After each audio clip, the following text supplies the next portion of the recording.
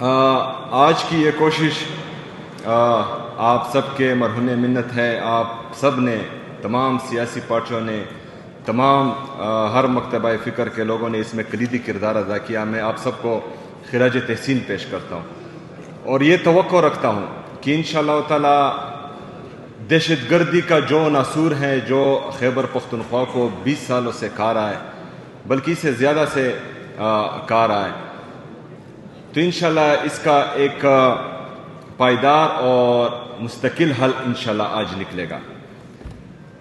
ہماری یہ کوشش امن کے لیے ہے. ہم بار بار امن کی بات کرتے ہیں، لیکن بدقسمتی سے کچھ لوگوں کو برا لگتا ہے. لیکن اگر ہم فرض کرے کہتے ہیں کہ امن ہونا چاہیے، تو امن تبھی ہوگا جب دہشت گردی کا خاتمہ ہوگا. یہاں پر ہمارے سیاسی مشران بیٹھے ہوئے، ہر بندے نے قربانی دی ہے. کسی نے اپنے بیٹے کو گوایا ہے، کسی نے اپنے شوہر کو گوایا ہوا ہے، کسی نے اپنے والد صاحب کو گوایا ہوا ہے. اس دہشت گردی کے جنگ میں ہم نے قربانیاں دی ہیں. خیبر پختونخوا کی عوام نے قربانیاں دی ہیں، یہاں کے سیاسی لوگوں نے قربانیاں دی ہیں، ہر مکتبہ فکر کے لوگوں نے قربانیاں دی ہیں. ہماری سیکیورٹی فورسز، چاہے وہ فوج ہے، چاہے ہماری پولیس ہے، چاہے ہماری سی ٹی ڈی ہے، ان سب نے قربانیاں دی ہیں. تو 2018 میں امن قائم ہوا تھا اور اس کا اعلان باقاعدہ ہو چکا تھا. لیکن ابھی ایک دفعہ پھر جو ہے وہ آ رہا ہے. تو میں چاہتا ہوں کہ آپ تمام اس کا حل آج ہمیں دیں. تو انشاءاللہ تعالی میں آپ سے وعدہ کرتا ہوں کہ خیبر پختونخوا کی حکومت دہشت گردی کی اس ناسور کو مٹانے کے لیے اور خیبر پختونخوا میں امن لانے کے لیے خیبر پختونخوا کی حکومت آپ لوگوں کا مکمل ساتھ دے گی انشاءاللہ تعالی.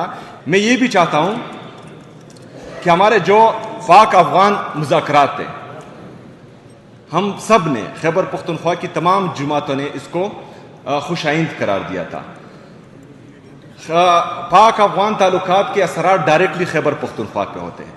ہم یہ چاہتے ہیں کہ خیبر پختونخوا کے لوگوں کا اور افغانستان کے لوگوں کا ہمارا دین، ہمارا اللہ، ہمارا نبی، ہماری زبان، ہماری کلچر، ہماری ٹریڈیشنز، ہماری ویلیوز، ہماری نارمز، ہماری سب یہ چیزیں مشترکہ ہیں.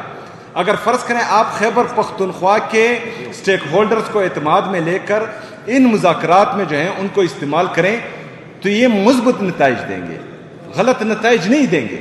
اگر ہم یہ بات کرتے ہیں تو اس کا مطلب یہ نہیں کہ ہم کسی کی سائڈ لے رہے ہیں.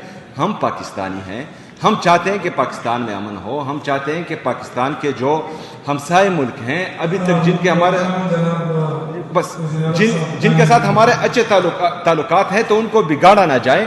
تو اس میں جو ہے اگر فرض کریں کسی چیز کا حل جنگ ہے، تو جنگ جو ہے وہ آخری آپشن ہونا چاہیے. بہت شکریہ.